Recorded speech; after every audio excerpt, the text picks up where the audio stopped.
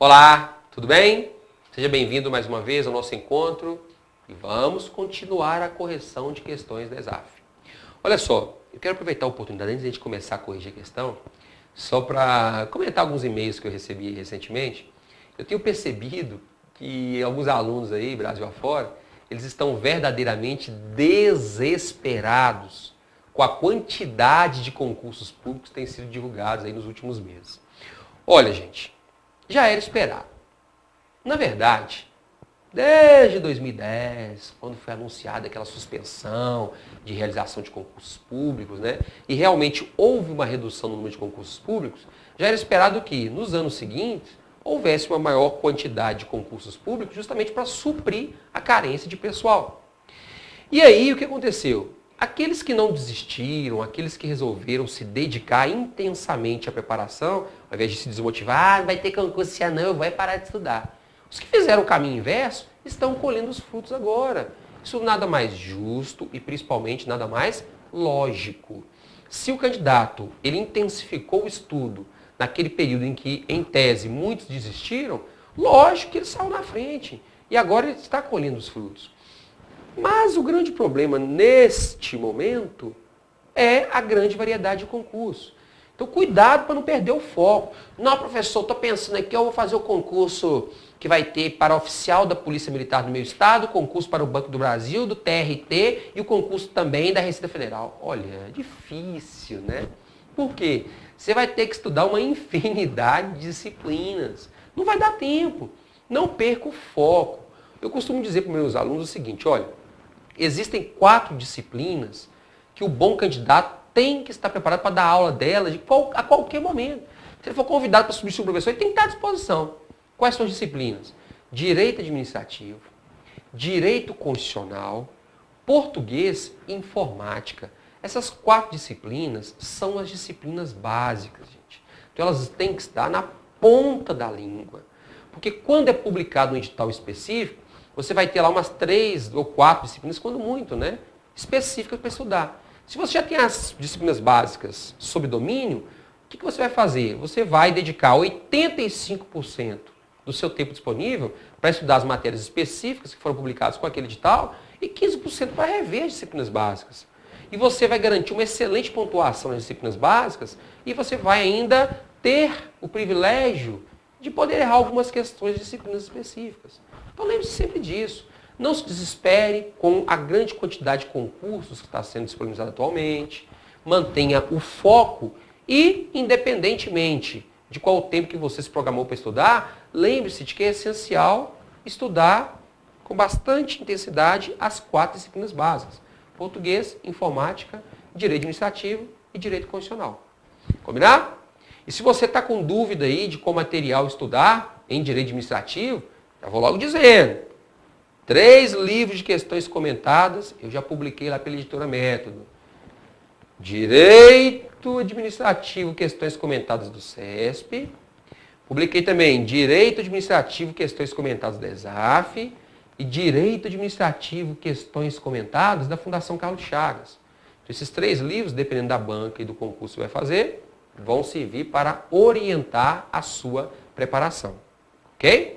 E se você precisar de um cursinho mais intenso, uma coisa mais prolongada, um cursinho escrito que possa clarear todos os principais tópicos de direito administrativo, acesse lá www.pontodosconcursos.com.br, porque certamente vai ter algum curso meu veiculado lá pelo Ponto dos Concursos e que vai facilitar essa sua preparação.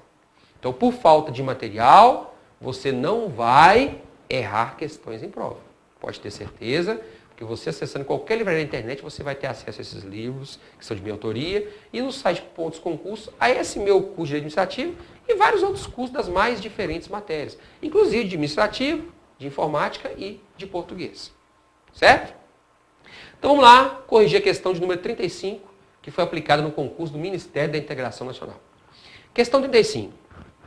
Em sentido amplo, a partir da redação atual de nossa Constituição Federal, é possível reconhecer apenas as seguintes espécies remuneratórias aos servidores em sentido amplo na ativa. Então vamos lá. Essa questão está se referindo às espécies remuneratórias, ao nome do din-din que é pago ao servidor público no final do mês.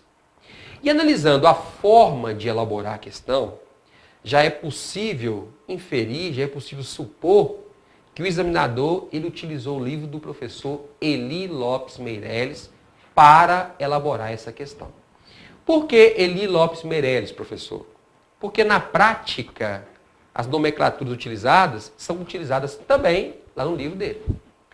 Então, gente, para o professor Eli Lopes Meireles, a remuneração que é paga ao servidor público, ou seja, a remuneração em sentido amplo, ela se divide em 3 espécies.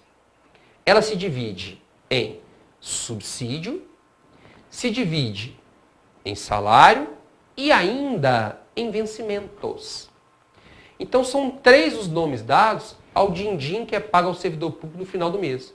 Ele pode receber salário, ele pode receber subsídio e ele pode receber ainda vencimentos, dependendo do cargo ou da função que ele ocupa. A pessoa, quem é que recebe salário no âmbito da administração pública brasileira?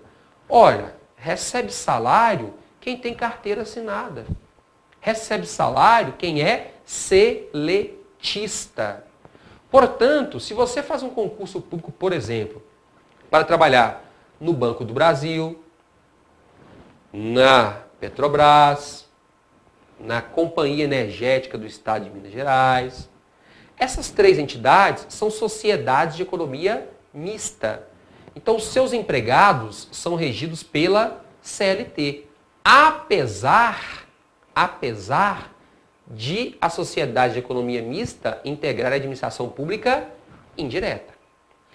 E da mesma forma, se você faz um concurso público para trabalhar, por exemplo, na Caixa Econômica Federal, trabalhar nos Correios, essas 2 entidades são empresas públicas. Então você vai ser regido pela CLT. Ah, professor, então eu posso concluir o seguinte. Quem trabalha em empresa pública e sociedade de economia mista é seletista? Pode. Se foi feito um concurso público para ingresso em empresa pública ou sociedade de economia mista, aquele que lá trabalha vai ser regido pela CLT. Então, no final do mês, ele recebe salário. Por outro lado, pode ser que você esteja ocupando um cargo público. E aí, se você ocupa cargo público, eu posso afirmar antecipadamente que você recebe subsídio? Posso afirmar não. Ó, pessoal, o que é o tal de subsídio? Nós vimos no vídeo anterior. Subsídio é um valor pago em parcela única. Então não é qualquer servidor que recebe subsídio. A Constituição diz que pode receber facultativamente, por meio de subsídio, aquele servidor que ocupa carreira.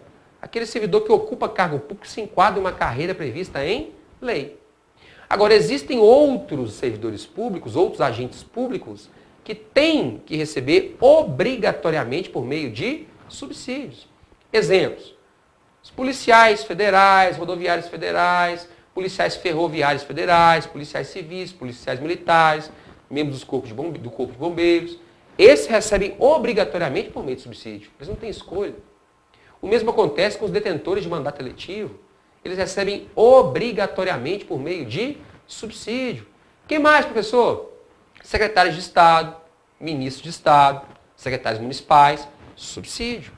Tem mais alguém, professor? Tem. Os defensores públicos, por exemplo, os procuradores do Estado, os procuradores da União, que são chamados advogados públicos, eles também recebem obrigatoriamente por meio de subsídio. Quem é que diz isso? Constituição Federal, está no artigo 135. Então, subsídio é um valor pago em parcela única. Quem recebe por subsídio não pode receber o GAPAV. O que é GAPAV? Gratificações adicionais, premiações, abonos, verbas de representação. Então, essas verbas pecuniárias não podem ser pagas para quem recebe por meio de subsídio. E aí o professor ainda faz uma menção aos vencimentos. Então, seriam 3 espécies. Salário, subsídio e vencimentos no plural. O que é o vencimentos no plural? Vencimentos no plural É a soma do vencimento básico mais as vantagens pessoais.